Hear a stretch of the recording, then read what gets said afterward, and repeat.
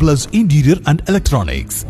തലയിൽ കുടം കുടുങ്ങി ദുരിതമനുഭവിച്ച തെരുവു നായ്ക്ക് ആശ്രയമായി പൊതുപ്രവർത്തകൻ കൂറ്റനാട് സ്വദേശി രവി കുന്നത്ത്. കൂറ്റനാട് പള്ളിക്ക് സമീപം കുടം കുടുങ്ങി ദിവസങ്ങളോളമായി നായ കിടക്കുകയായിരുന്നു. രാത്രി കരച്ചിൽ കേൾക്കാറുള്ളതായി സമീപവാസികൾ പറയുന്നു.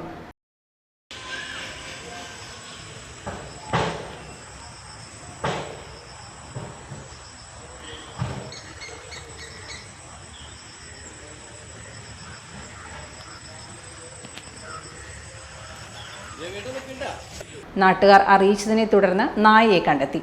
നായ പൂർണ്ണമായും അവശനിലയിലായിരുന്നു.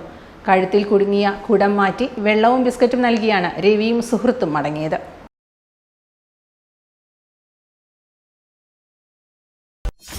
.view ന്യൂസ് കാഴ്ചകളാണ് ലോകം, കണ്ടു തുടങ്ങുക.